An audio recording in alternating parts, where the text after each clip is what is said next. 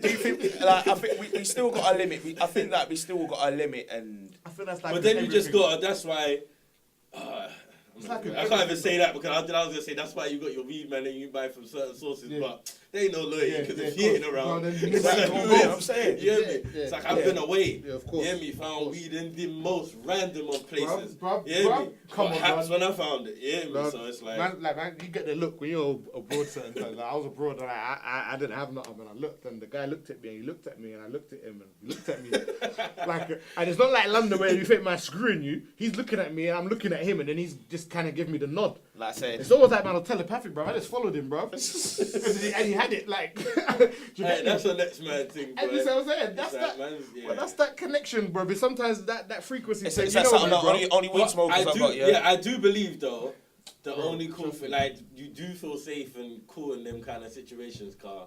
Like, weed it's a culture, man. It's It like, brings back. No, to it definitely like, is. No, it definitely is. Like, there's no denying that. It definitely. And what is. I've noticed is, like, bro, so many people do it. over the world, man. But there's people that you probably go to work with every day that do it, that don't even that look at you, like, and you don't even connect. And as bro. soon as you find out you know, It's like that's my buddy, my pal. God damn! True, like bro. it's mad. It's mad. So, yeah, man, It's definitely not being sober. Okay. But you can see how it's going anyway.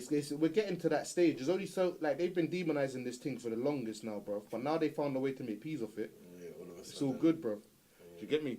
And this is obviously there's bad ones out there and ones that are been tampered with and that. But I'm saying in general, like Yeah, man, it's that stigma that everyone looks at it like it's still a thing. yeah. But to be honest, like, not to go that deep, but just to touch on it, it's like that goes with anything from food to anything you digest or intake. So it's like You gotta be careful with everything, bro.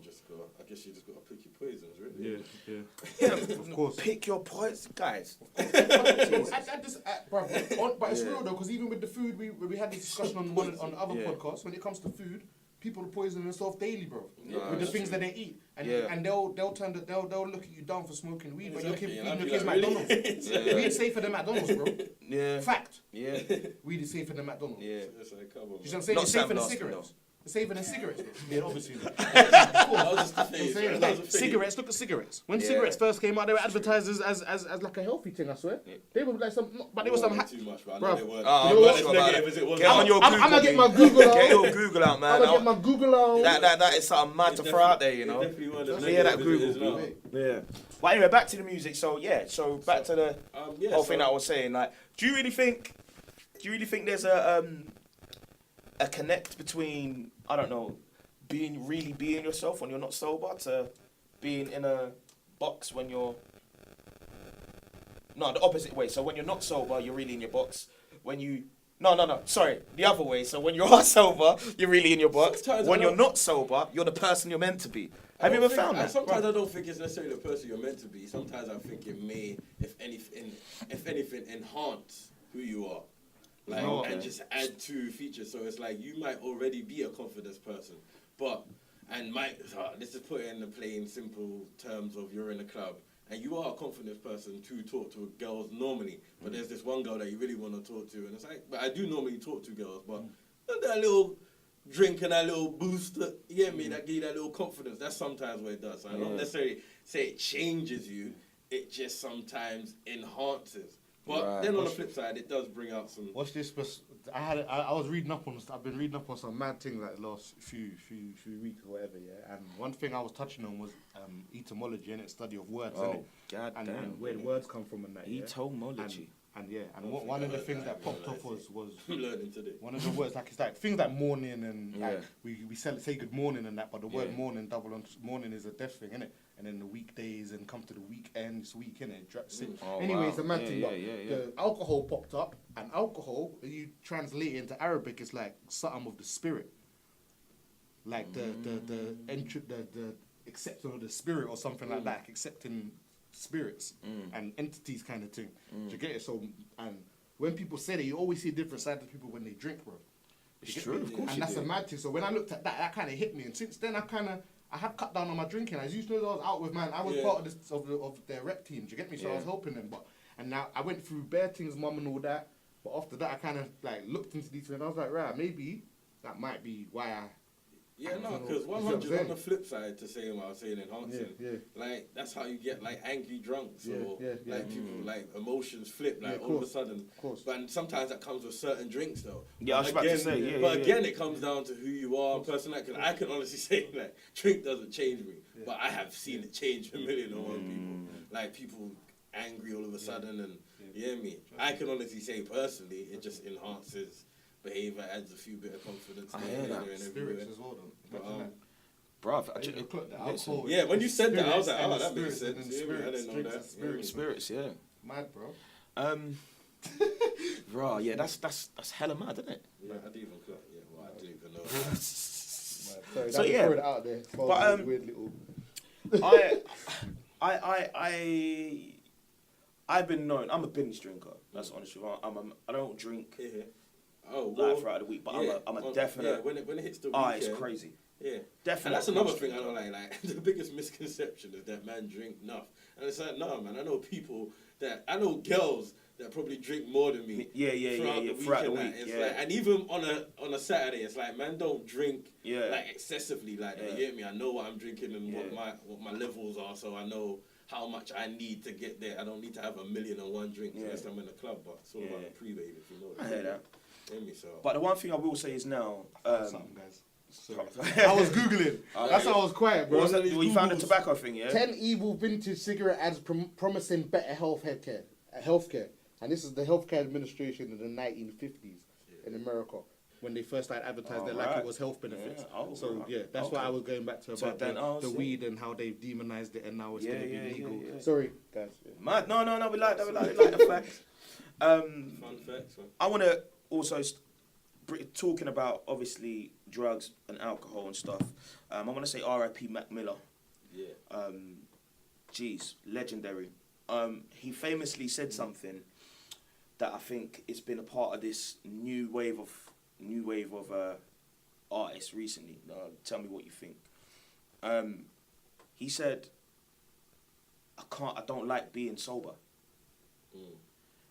And with what's out there now, the amount of we hear about lean, about popping mollies, about popping pills, about cocaine, about all these stuff that's fully in front of a lot of songs, like as the main topic. Do you think that's right? Do you think that's okay? Do you think that's what do you think? I'm definitely not. And once again, like I'm not really trying to promote alcohol like that, and that's why even like topics on like the EP is like there's songs about being depressed and drinking. There's songs about when you get high and your mind drifts and you start thinking about lost ones. There's another one about a couple that breaks up because the man drinks too much, or there's like scenarios and things like that. When it comes to like the lean and the pills and stuff like that, I don't really do that, so I don't really know too much about that. But pushing things so negative like that without having any content to it also is just, there isn't no real purpose to it. I just don't see no... Because I hear a lot of she popped to Molly and yeah, there ain't no... And that's what I'm saying, there ain't no... What the negative thing about that is there is no alternative to it more time. I mean, you do have some artists that will do the 1 or 2s, but let's just say 90% of it is just all one-dimensional and it's all just promoting one vibe and one... Like no one said, oh, why you shouldn't do it, or this is what man's gone through. Well, actually, I heard New Future stuff. He's kind of touching upon 1 or 2. And I just remember a time where when hip hop when hip hop came about, there was a lot of. I'm not saying this was never there. It's always been in hip hop, of course it has. But there was a lot of talking about. Bro, I know it's not hip hop really, but Montel Jordan. Yeah. This is how we do it. This is how we do it. Anyway, but alright, cool. So with that song, he's actually talking about going out on a Friday night and having a good time at this party. And at one time did he ever bring up popping mollies? But that's what I'm saying, and that's the kind of vibe. But and that's what I'm saying. So why does it come out from an era of you don't really need to do that to have fun. We can just go out and have fun. Girls, vibes, to the point where now your night out ain't shit without some loud, some lean. And this is, I never even clocked it until someone said it, but like weirdly, this is the generation of the drug abusers. Like, think about it. Like, there was, alright, in the 80s and 90s and that, they had the shotters and they were shot into the parents and blah, blah, blah. These are now their children. You hear me? So there's a lot of children that's grown up around parents that was on, like, heavily drugs. You hear me? Yeah. So it's like, and I'm just saying as a whole. I'm not talking about like individual families, but when you look at it as a whole, it's like, oh shit, that is how the era breaks it down. That's why they've got addictive personalities and they get addicted. That's what I'm saying. It's like, because that's more what they was around rather than just looking at shotters. They also had parents and uncles that were victims of those who were shotting.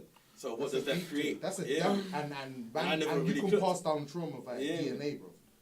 Trauma and memories. But DNA, bro. So that makes perfect sense, bro. That's why they're so acceptive to be drinking the lean and popping the pills, and whereas me and you will be like later. That's what I'm saying. But the younger ones are like, it's like, and I say that to say how it changes. Because I remember hearing now. I'm gonna say something else, but I think that's a bit mad. Now you see, like a lot of our elders on that. They remember doing crack and coke like it was nothing. But when it comes to men's era, that was a big no-no. Yeah, I was literally different results. I was literally just, fam, that's what I'm saying. I was literally just about to say, I was thinking, what are you, man, saying right now? But I was literally about to say, when I was coming up, bro, the olders and the shotters, bruv. So you then become if it's not we, you became not that. Yeah, but you then become a shotter. So then who you're shotting to, who's their generation? Right, no, I hear what you're saying. Yeah, it's like a mad little pattern. That's deep. That's mad. But I'm saying that, I actually remember a time where it was frowned upon. Like, elders in the ends will be like, bruv, you get tumped up for doing coke, bruv. Exactly. You get beat up. Exactly. Like, you're like exiled, bruv. Like, you're nothing now. But now it's like the cool thing to be. Not that being the drug dealer was being better. But them crackheads, it was the cool thing to do for them. Yeah. That's why they were all doing it. Was it? Yeah, it had to have been. No, they might have been going for some crazy stuff. There's olders that were doing it because they were cool. It was cool. It was a cool thing to go out raving and do coke, bro. You hear me? And the other thing, smoke crack. But it was actually cash. I hear bare stories of that, and I heard it as I got older. I was like, oh shit, I didn't even clock it like that. You hear me, bro? But I think the wild thing about it, even a foreign generation above me, ain't too far. But what's nuts? Here's another thing, though. This is another point I always bring up. You know, I'm the fence guy. So there's another. You get that also. You have a whole of this. But here's the other thing, though. It's crazy because throughout the 50s, up until, I would still say now, drug culture in rock and roll and heavy metal, and in that thing is it's a predominant part of their music. I was saying this the other day. And but now, and hip hop was the complete opposite. We were the people that it started with a message. You know what I'm saying? Like hip hop started with a message, and then gradually. Because of I don't know, but I just think it's just mad. I don't know. It's weird. I think it's music, the whole, not even just music. It's music, the whole artistic, creative. There's something about that, and being in a zone where you're not sober, and it opens up elements of your mind that connects. Like it's literally that. And I was having. I don't know if I believe that, but I'm not saying that's for everyone. But if you pull out statistics, like that's where it is. It's true. I mean, most creatives, most artists, like if you do statistically, I don't know what the averages would be. Might need to do your Googles over there, Smile. But I would say more than 50% would say or is proven to have enhanced, been creative. It's been proven. Under the influence of whatever that is. That could be as basic as a glass of wine to flipping heroin. I hear that. Meth. Yeah.